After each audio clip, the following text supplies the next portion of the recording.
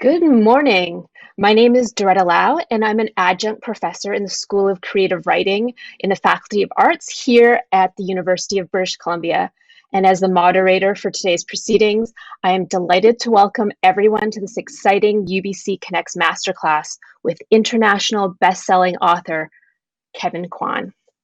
Before we begin our program, we acknowledge that the UBC's campuses at Point Grey, Robson Square, and in the Okanagan are situated on the traditional unceded territories of the Musqueam, Squamish, and Tsleil-Waututh, and in the territory of the Sayelkes, Okanagan Nation.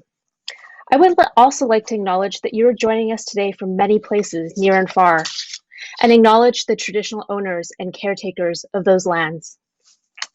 It is now my honor to introduce our President and Vice Chancellor of the University of British Columbia, Santa Ono. Santa Ono is the 15th President and Vice Chancellor of the University of British Columbia. He earned his BA in Biological Science at the University of Chicago and his PhD in Experimental Medicine at McGill University.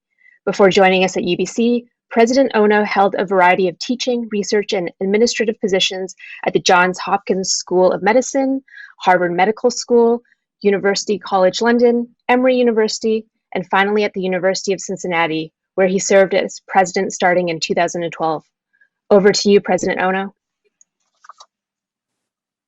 Thank you very much, Doretta, and good morning, everyone, and welcome to Represent. The stories we tell change the world around us as a UBC Connects masterclass with Kevin Kwan.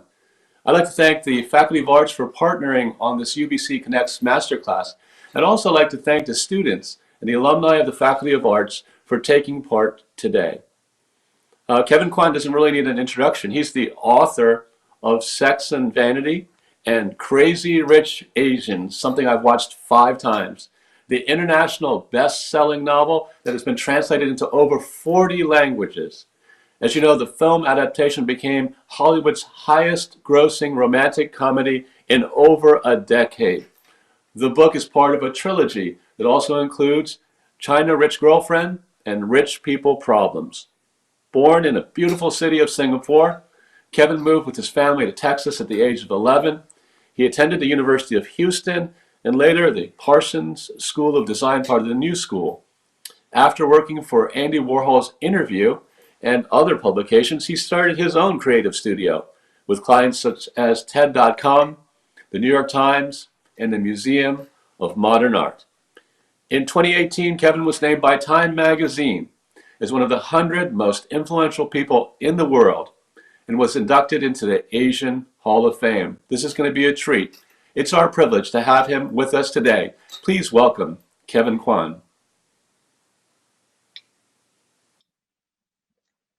Thank you for your warm welcome, President Ono. We're thrilled that almost 700 audience members have joined us live. We're excited to have you here with us, and you may discover that one of the questions that you sent in advance is part of today's conversation. As well, we are recording today's masterclass, which will be available to view on the UBC Connects webpage shortly after the event. Over the next hour, alongside students and recent graduates from the Faculty of Arts, we will participate in a discussion with international bestselling author Kevin Kwan that will illuminate us about his writing, the impact his work has had on the culture, and to learn from him the tremendous possibilities for our own stories and our own careers. Kevin, thank you very much for taking the time to be with us today. I've been following your work since the publication of Crazy Rich Asians in 2013, and I've seen firsthand how your writing has changed our cultural landscape. Your work has paved the way for Asian Canadian and Asian American creators to showcase our stories of joy and triumph. You have taught us that it is possible to examine the human condition from a place of humor and generosity, and I'll let you take this moment to say a few words before we pose our questions to you. Kevin? And thank you, President Ono, for that lovely introduction and for really everyone at UBC involved in putting together this event. And especially the students, the graduates, and all of you out there who are here today and joining us for this hopefully fun hour. I'm really honored and actually a bit shocked to be here today. I don't think I ever in my wildest dreams ever imagined that I would be somehow involved in anything called a masterclass. The word alone scares the hell out of me. I think back when I was a student, I would have run screaming from attending any event resembling this, quite frankly. Most people don't know this, but my parents had a vacation home in Vancouver for many years. And so we would come here quite often. And I remember the very first time, a family friend drove us around the UBC campus just to sort of show it off. And my mom was just so impressed, by the beautiful campus, by the beautiful university. And it was her dream that I might one day attend this fine institution to study law or medicine, of course. This, of course, did not happen. I was a media studies major with a minor in literature and creative writing at the University of Houston, and this confused the hell out of my parents. They didn't know what I was doing. They didn't understand it at all. And I remember one day they went to some cocktail party, and of course what happens, I think, at these cocktail parties are that parents quiz other parents, and they brag about their children. And they were asking my parents what, their wayward son was majoring in. And my parents couldn't answer that question. So my mom came home and she was quite angry. And she said, I didn't know what to tell these people. What is your strange major? I didn't know what to tell them. And my father added, yeah, I just told them that it had something to do with radio. So I really commend each and every one of you here today who, like me, took a different path. And I'm just truly hoping we can roll up our sleeves and have a frank and open and fun conversation. And I will strive to be really as helpful as I possibly can. So here we are.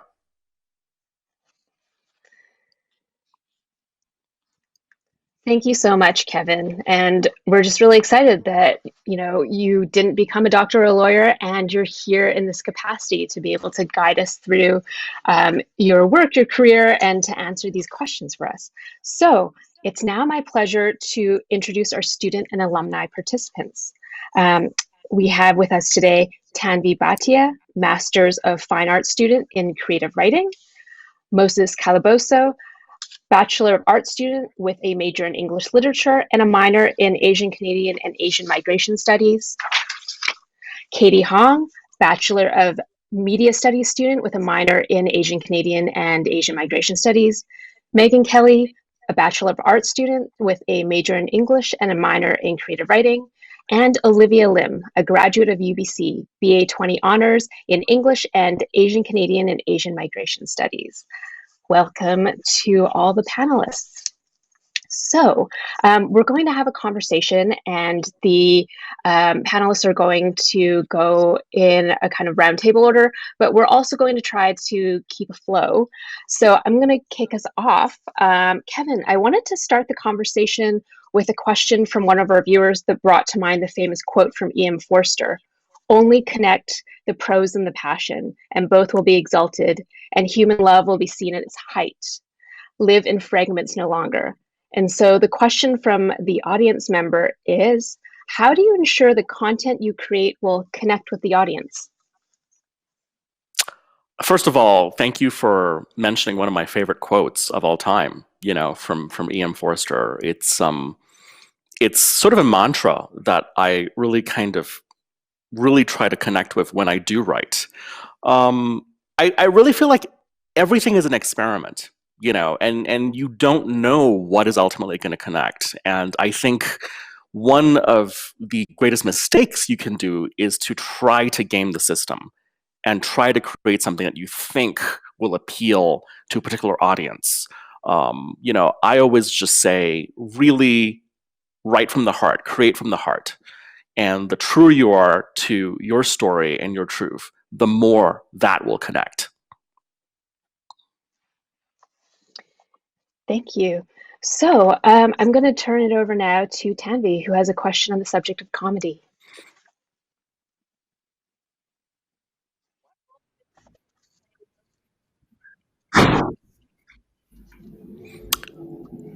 That's very interesting because when I first started writing my novels, and this was back in 2010. I was not intending on writing anything that would in any way be comedic or funny. I was at that time, the book, the idea for Crazy Rich Asians had been ruminating in my mind for about 20 years. I'd been sort of writing in my head, and I really wanted to tell a tragic story of a family torn apart by too much money. I really wanted to talk about wealth inequality and just kind of the obscene contrast I was seeing in Asia between how the 1% live and how everyone else was living. And so it was going to actually be a very angry book that was very social justice oriented. And I don't know what happened from my brain to my fingertips, but something came out that was very different from my intention.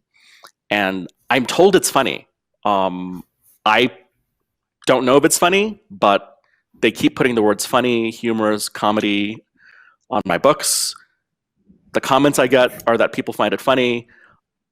And I honestly have no idea how that happened, because that was not my point of view, quite frankly.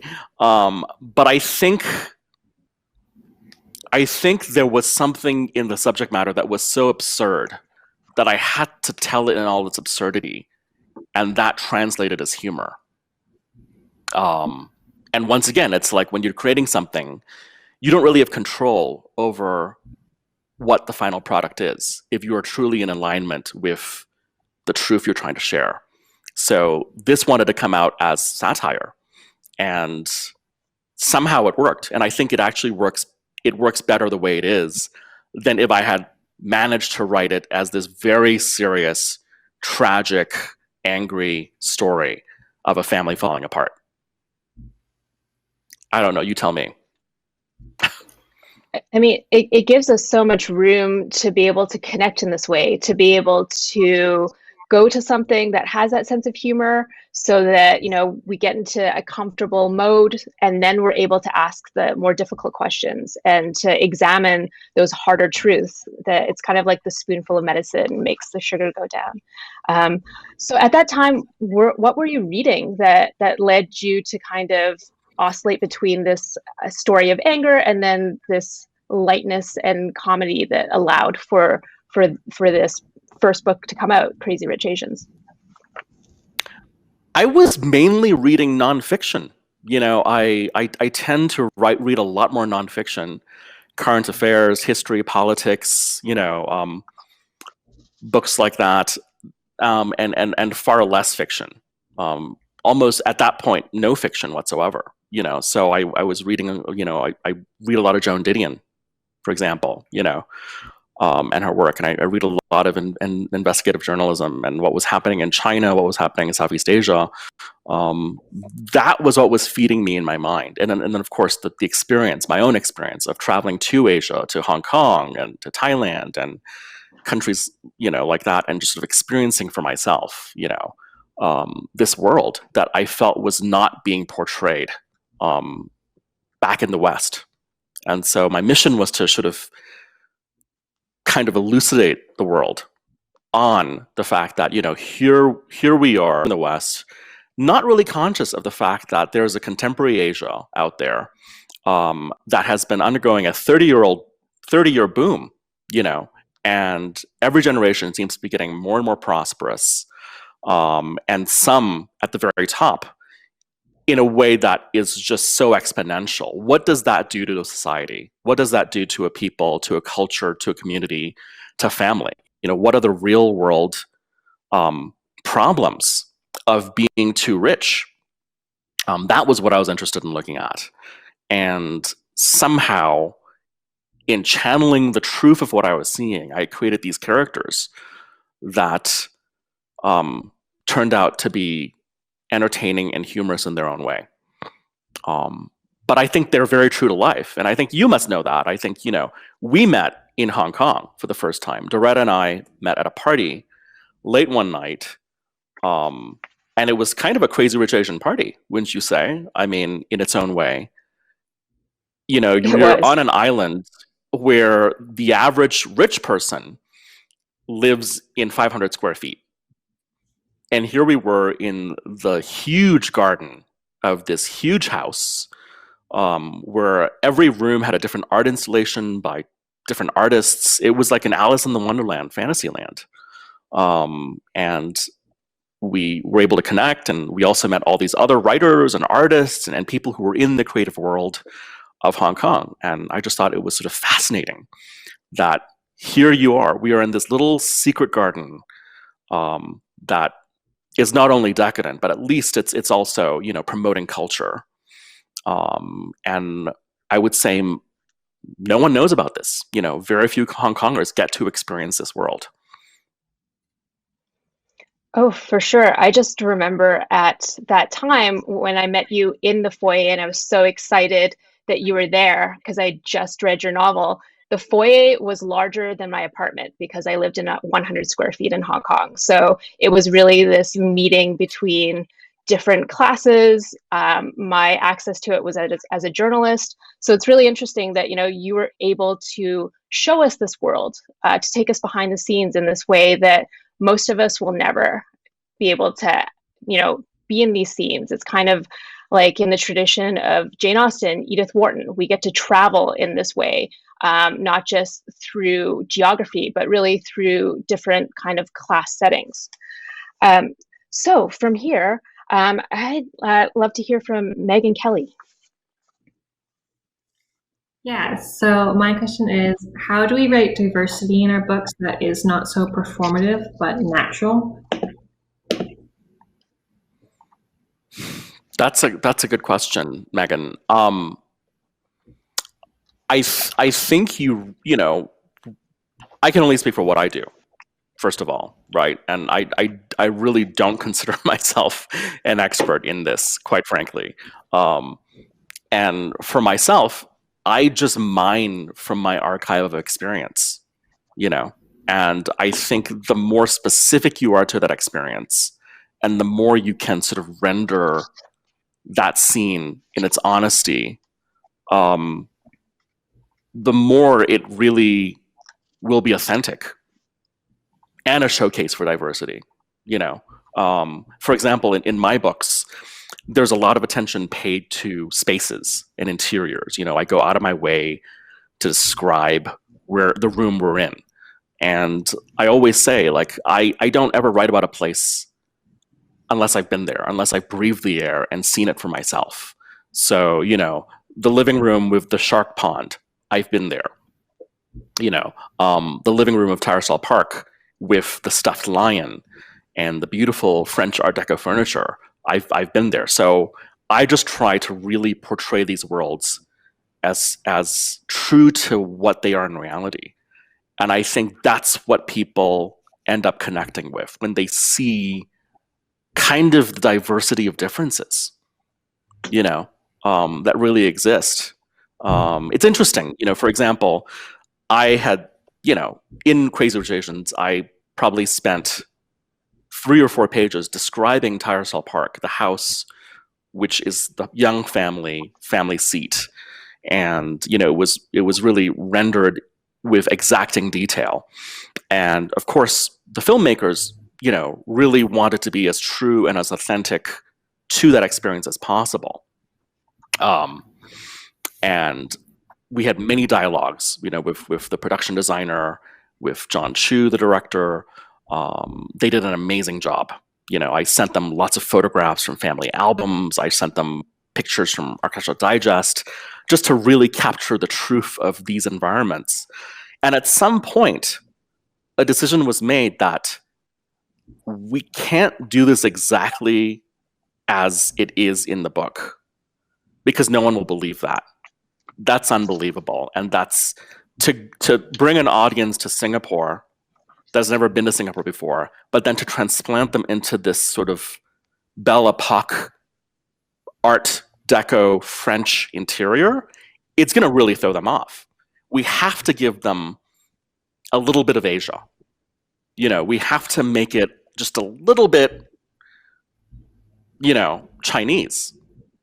And so they did, and the set designer actually won awards for this, and people loved it. And everyone that I know who is an actual Crazy Rich Asian comes up to me and goes, that set in that movie, oh my God, that's nothing like how people in Singapore live, the rich. And it's like, well, that is the truth, but only you know that, So I think in literature, you can take a lot of license to be authentic, and that connects. This is a long, rambling story, sorry. But hopefully it gives you something.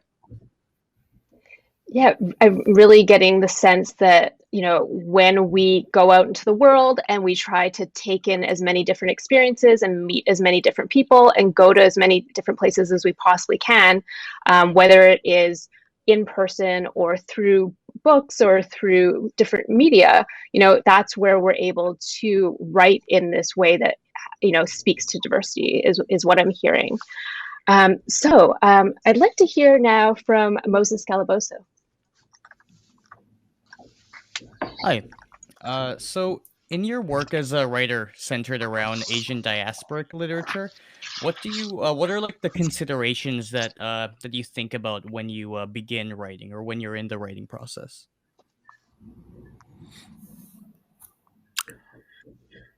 I really, first of all, try to focus on the story itself. And I really force myself to not think of the audience or think of the genre considerations. I'm just trying to tell a story, and I'm trying to entertain people and sort of get them lost in a world and in a world of character. That is first and foremost when I'm laying ground, when I'm creating characters, when I'm creating environments.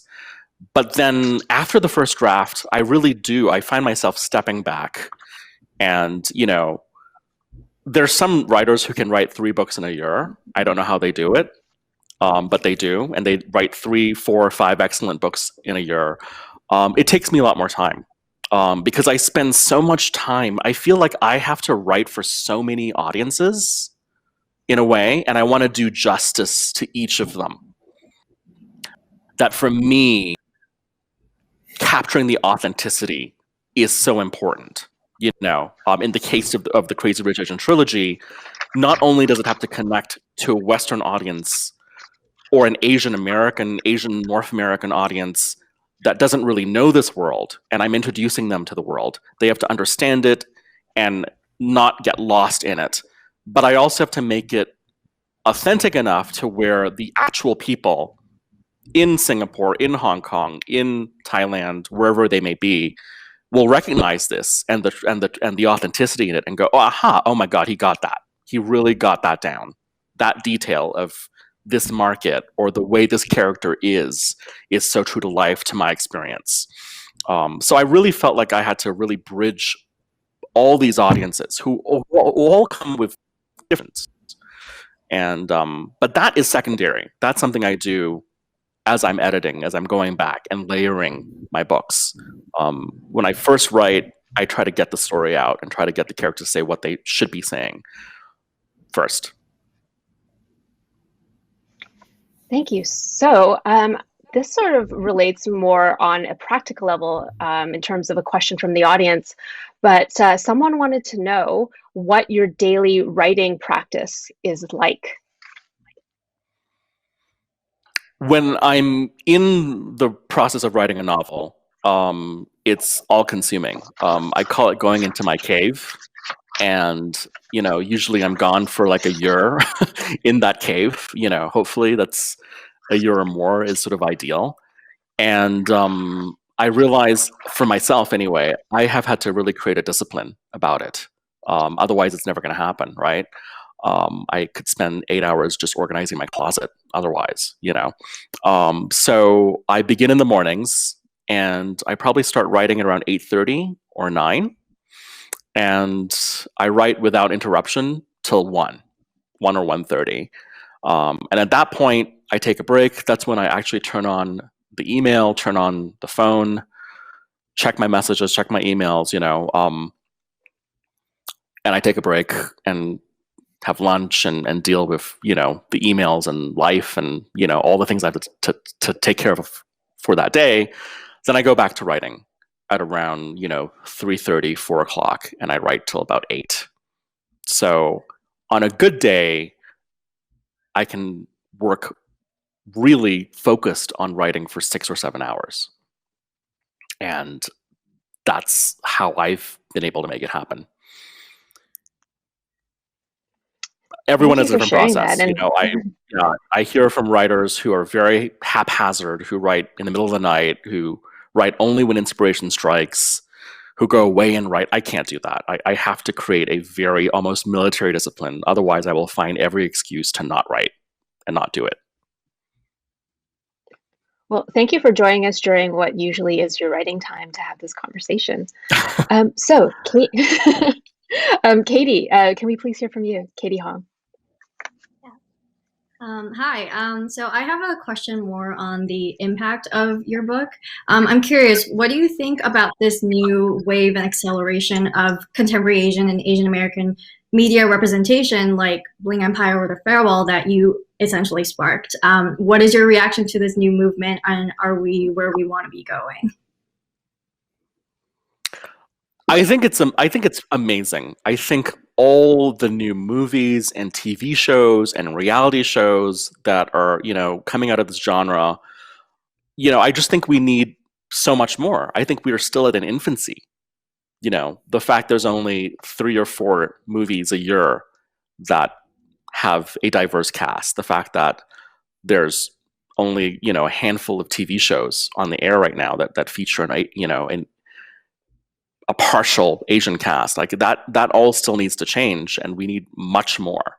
So whenever something is successful, like Bling Empire, for example, it's really, I have never seen it, but I have had so many people tell me, oh my God, having so much fun watching this.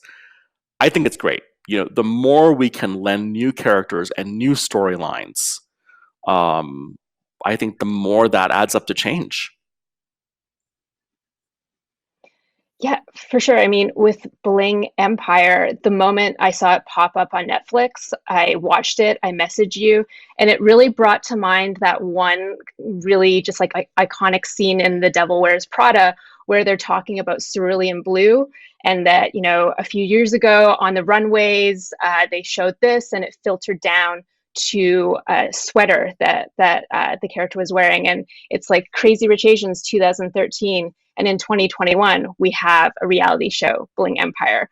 And we can really see how something starts, in the culture, in literature, and really changes at the pop culture level, that we're really seeing, that the fruits of your labor, the story that you needed to tell, that has brought us here today to have this conversation, to have experienced so much incredible media in the world, that we wouldn't have seen necessarily had you not sat down to write that book.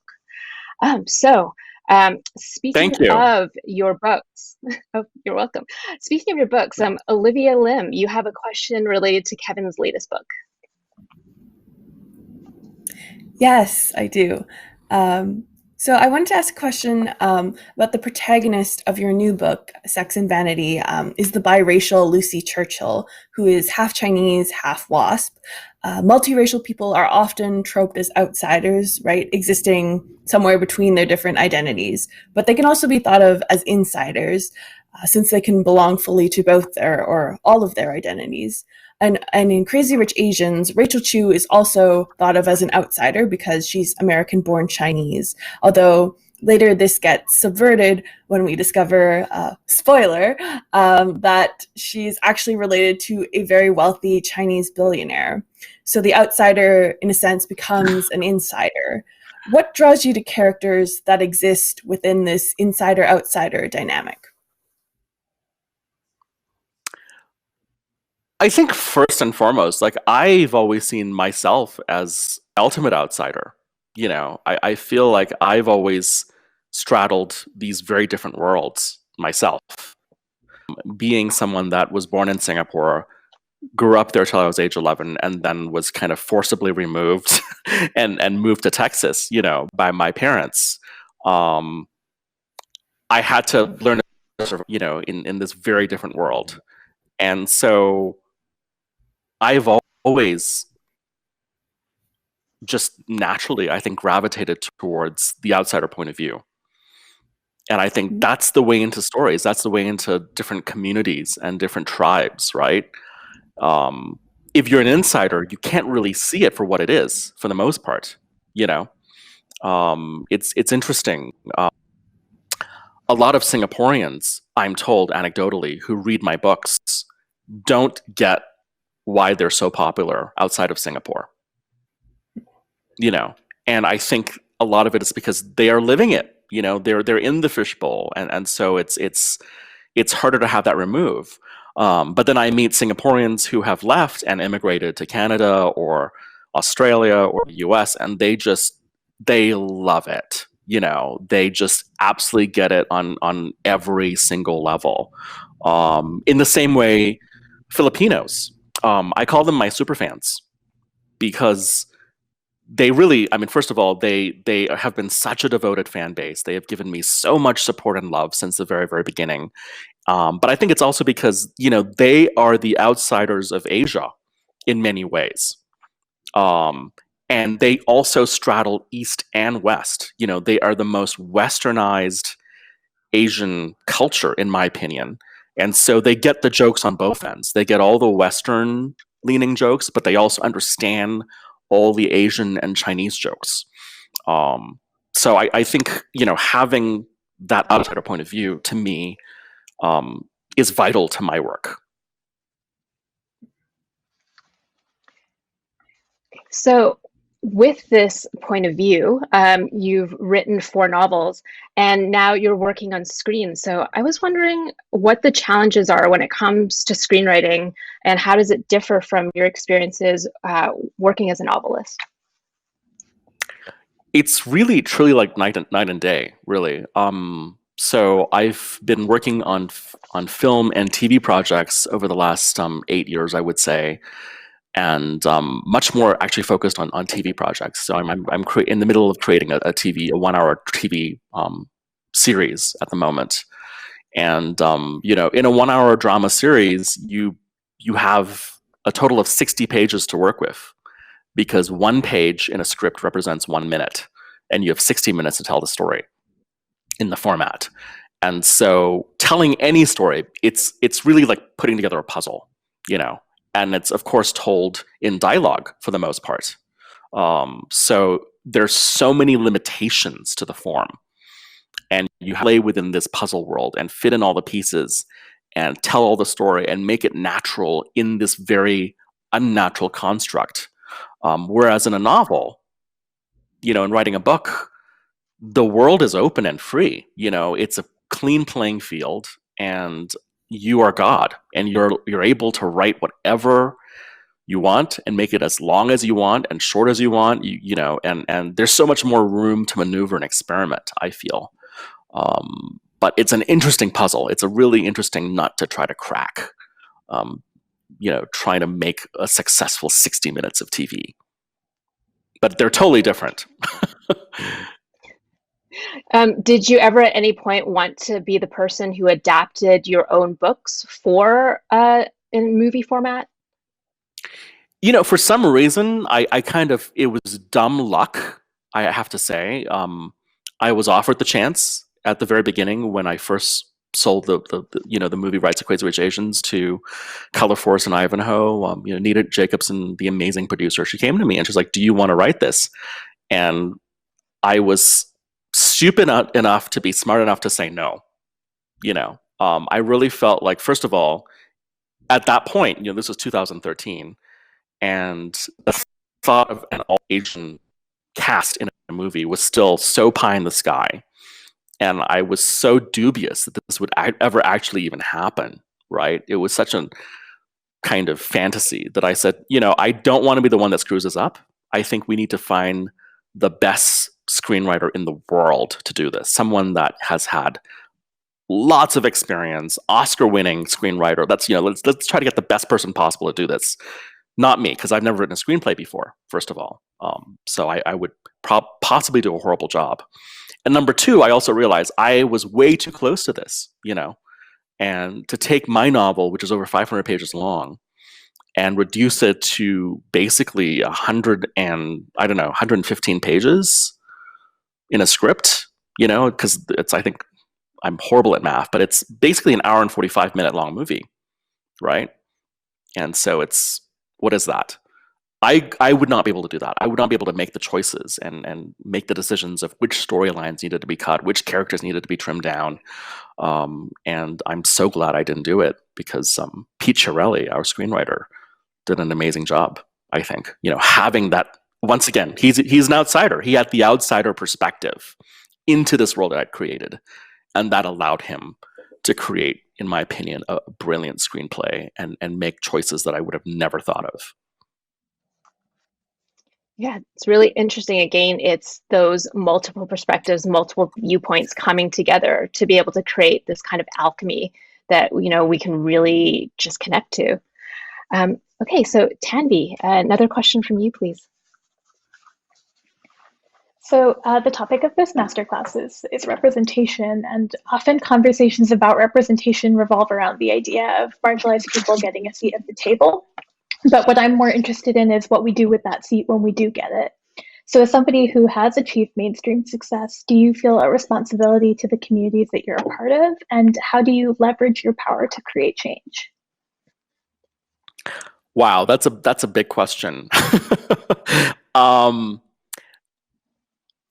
I never intended for this to happen, first of all. Like, I wrote this novel never thinking it would even be published. I wrote it really for myself. I was maybe going to self-publish it and share it with a few friends and family members. So when it was published and it did become the success that it was, it really took me by surprise. And for me, it's been a learning process, I have to say. Becoming someone that is seen to represent a community is a very interesting situation when you feel totally unqualified to do it. So I'm feeling my way through it and just trying to do the best job I possibly can, but I feel that, it's become more increasingly important for me to, use my social media platforms to really give voice to issues that I think really matter to the Asian community. For example, the Stop Asian Hate campaign, basically, that's happening right now. And, if there's any way I can help spread good messages or really communicate information, I try to do that if I can, but I in no way consider myself an expert in this. You're probably much more of an expert than me, so I'm really still learning here. But I do feel a responsibility, and I'm trying to just go about it, as sensitively as I possibly can. And in terms of just, the way that you make space for creative people to be able to tell our stories, you've been such an encouraging person in my life personally, that I've really felt that, you have used your platform to ensure that voices that might not necessarily be heard, have an opportunity to reach greater audiences. So just from writer to writer, I've seen the work that you do for those of us who publish with small presses that might not get those media opportunities. So I really have felt that impact for myself personally. So Megan, thanks for saying that. You're welcome. I mean, it's really true. It's just I've had these moments that are really incredible, and it's because you've extended that generosity to me to be able to speak to people, to have audiences outside of Vancouver hear my voice. So yeah. And Megan, you have a question about fans and their effect on writers. Yeah, so I've noticed recently in books and films, it's become a big trend to kind of do what the fans want. I'm really referring to the recent Star Wars trilogy here. And it's they're trying to do something to please fans. And then you also see the other side of the spectrum where they're not doing, they're just completely going their own way, and they receive a lot of criticism for that. So my question is, how do we take feedback from fans but still create our own original works, such? Well, I might be a bit controversial in my next statement, but I don't take feedback at all. Quite frankly, I don't really read fan comments and reader comments. I really, for myself, feel like I have to be in a safe space where I can create without, the whirlwind of people wanting something from you. Because I guess I learned early on in the creative process, in creative writing, whenever you show your work to someone, it's always going to be a different opinion. If you show your work to 5 people, they're going to be 5 completely different responses. And for me, that never worked. I really had to trust my own instincts and the instincts of my editor, to guide me along. And that was the one and only person I've ever listened to when I write. And I feel like, you have to protect yourself in that way. From the echo chamber, because it's become so large and so noisy, and especially now with social media, that to me is the kiss of death in terms of creativity, is to let in too many opinions out there. So my advice is to, do what you want, do what is aligning to your truth and your vision and your voice. And as long as you make yourself happy, that's really all that matters. There's actually a related question from the audience on this topic, and the person wants to know, how can we make storytelling effective in our noisy, voluminous world of media and social media? Writing is such a quiet, solitary process, right? And I think we just really have to really encourage that quiet and go to that place where you can really, really go deep. And I find that when you're trying to write by committee, when you're trying to write with all these considerations in mind of people, of audiences, of reactions, of fan bases, that to me is detrimental to the process. Which is why I always, truly encourage people, young writers, just, I really feel like you have to be very judicious in terms of workshopping your work within writers' workshops. And I think, once again, this is probably going to be very controversial, because I think there's definitely a use to it. And I think there's definitely benefits to having a workshop. But I've known friends who I graduated with, with creative, I got a creative writing degree in 1994, and they are still workshopping their novels, to this day. And it's like, just write your book and stop listening to too many people, and filtering out all the noise especially from social media. I think is so important. And what you think people want you to write. If I thought of if I was trying to design a book that I thought people would want to write, I would have never written Crazy Rich Asians. Quite honestly, I would have written something completely different. It's really interesting that you bring up that, in your cohort, there are still people who are revising their novels and they haven't gone out into the world. What gave you the courage to send it out to an agent, send it out to a publisher, instead of holding it in and self-publishing it and just passing it on to friends and family? Well, it wasn't courage. I have a very kind of amazing, almost magical story around this, in the sense that like I said, I never intended for this book to see the light of day publicly. And if I had known it would be what it has become, I would have never written it under my own name. I would have had a pseudonym, Nicholas Young or Henry Golding would have written this book, not me. But I was really just kind of writing it as an experiment, as an exploration. I was writing it to remember a lot of things from my childhood, a lot of things from my father's childhood. And I was just collecting and playing. And one night I was in Chicago, and I was, at that time, this was 2011, I was working on Oprah Winfrey's coffee table book. It was a book commemorating her TV show, 25 years on television. And I was having dinner with the writer of the book, Deborah Davis, New York Times bestselling nonfiction author, amazing. And we were just talking about, what we do when we go back to the hotel room, because we were putting in such long hours in the salt mines of, the Harpo Oprah world and working on this project. And she was like, how do you unwind? And I told her, I'm just having fun kind of experimenting on it. And she said, okay, well, that's fun. When you're ready, show it to me.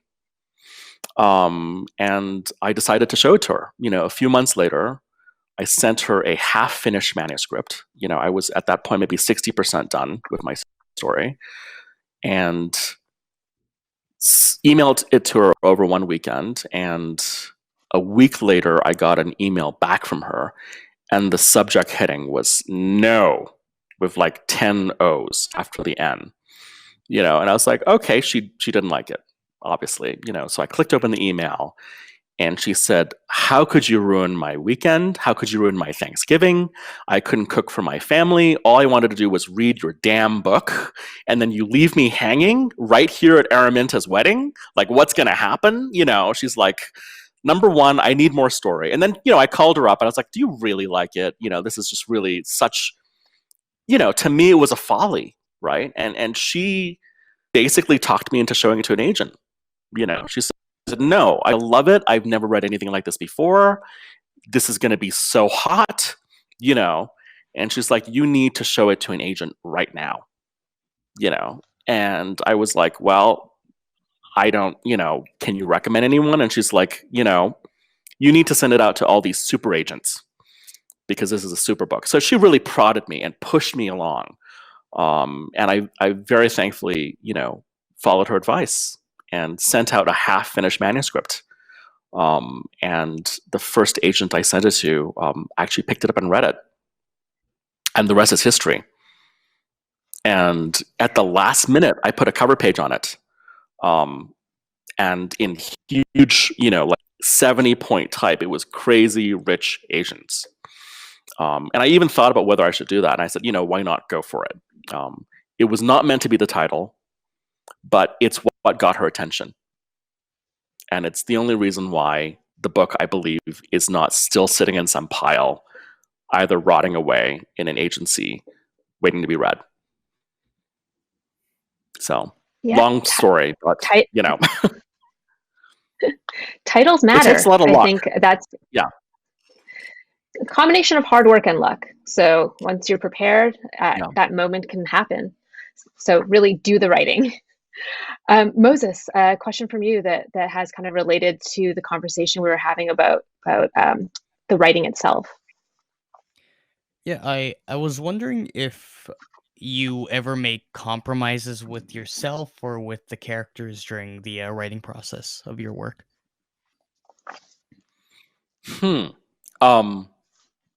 Not that I can think of. I mean, do you have any more specific details of what you mean by compromise? Because I feel like in the process, like for me, this is my one chance to go wild. And, I think in life you make so many compromises, but when you're writing a novel, that's the last place you should ever compromise your story or the characters or anything like that. But please go ahead. Sorry.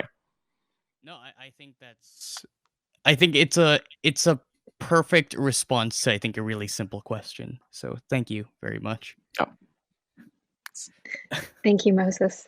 Okay, so Katie, you have a question about the publication process.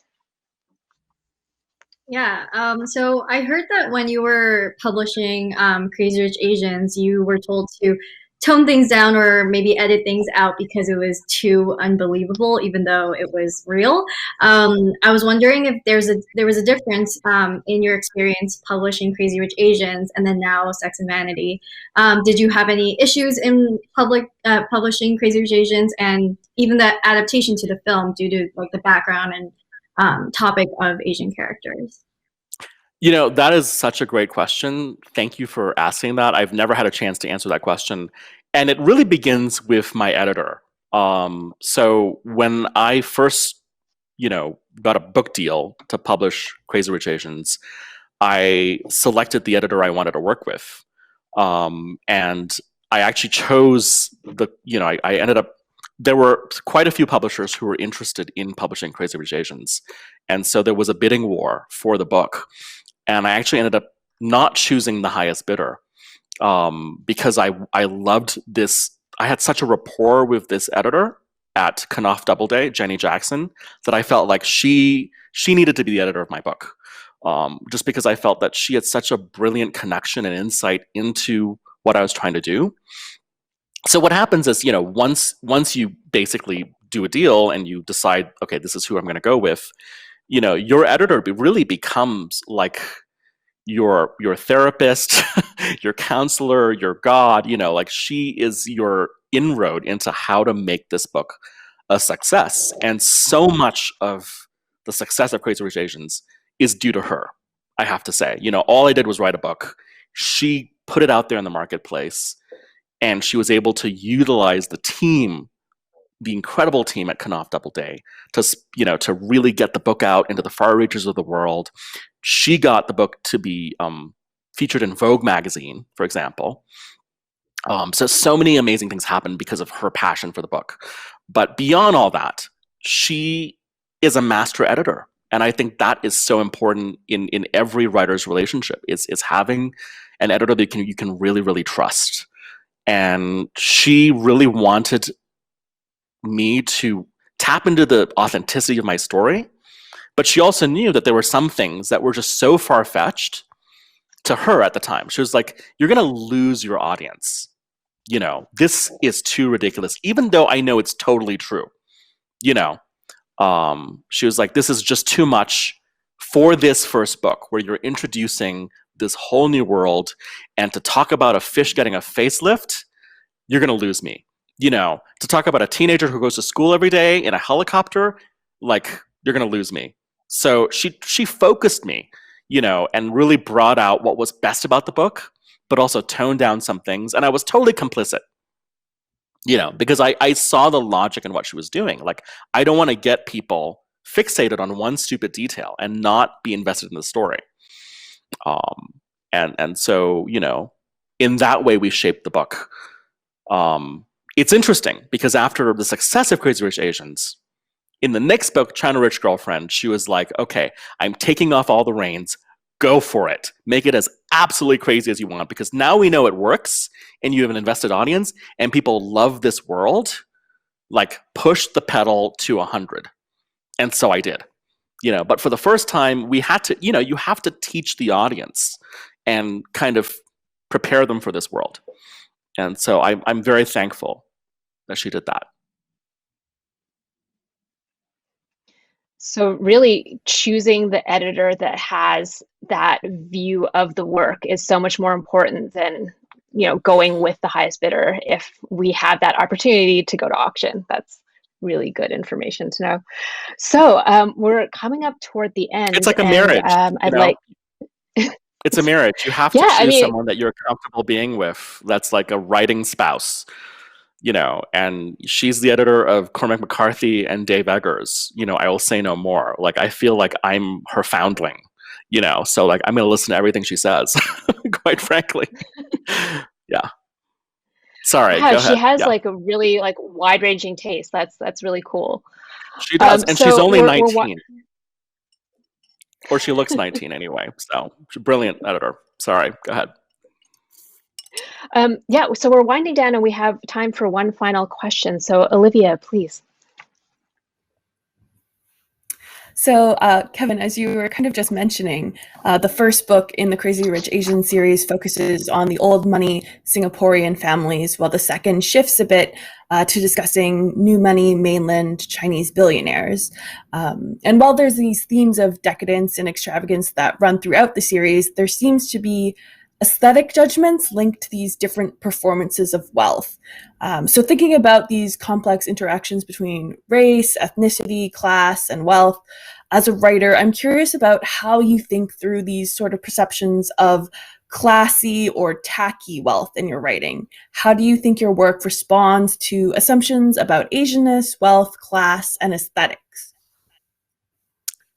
Wow, we can do a whole seminar on that. Quite frankly, like, that's a whole hour conversation. Thank you for asking that question. I feel that all these considerations are absolutely there, but they are, for me, they first begin with observation. and in observing these characters in their specific milieus. Like, I really try to write from the truth and write from the truth of who these characters are. So, Astrid, for example, in my novels is based on someone who's very real. And I basically, in a very journalistic way, try to capture her world and her aesthetic and her ethos and present that as exactly who she is. Conversely, if I'm presenting someone like Kitty Pong, who is of this world of new money, insane new money, I'm also trying to sort of capture the truth of what she loves, what she desires, how she dresses, how she presents herself. And so it begins from there. It begins in a very, to me, as detailed and authentic way as possible in just sort of bringing their reality to life on the page. And it's interesting how they fall into place. And you see these patterns. You see kind of, and I say this in Sex and Vanity, my latest novel, how there is now this sort of international rich style that everyone prescribes to, that we're losing a sense of culture in the 1% or in the upper classes. They all want to dress alike. They all want to wear the same designers.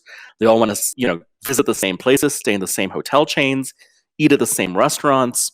There's a sameness to it, a homogeneity. Whereas in the past, and I think also you see that with older generations, they're not doing that. They're living life as personal as they want, and they have their personal eccentricities and tastes.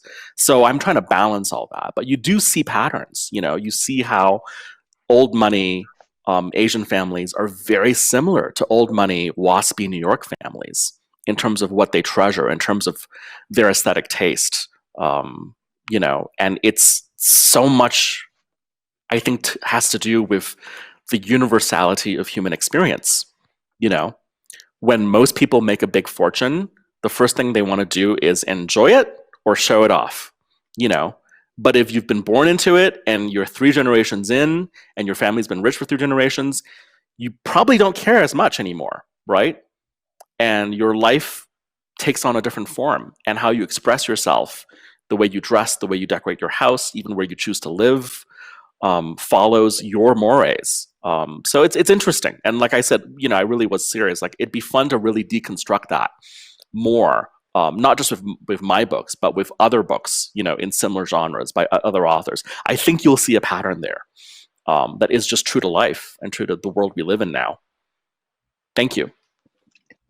Thank you. I love that we're ending on this idea of truth. So thank you so much today to Kevin, Tanvia, Moses, Megan, Katie, and Olivia for being a part of this UBC Connects masterclass. We had such a fascinating conversation. And so let's all continue to tell the stories that we need to tell so that the world around us takes on an expansive and inclusive quality. We're going to be emailing viewers a post-event survey at the conclusion of our program. The UBC team would really appreciate your feedback. And lastly, a tremendous thank you for each of you for joining us virtually and for spending your morning with us. Have a wonderful day. Thank you all.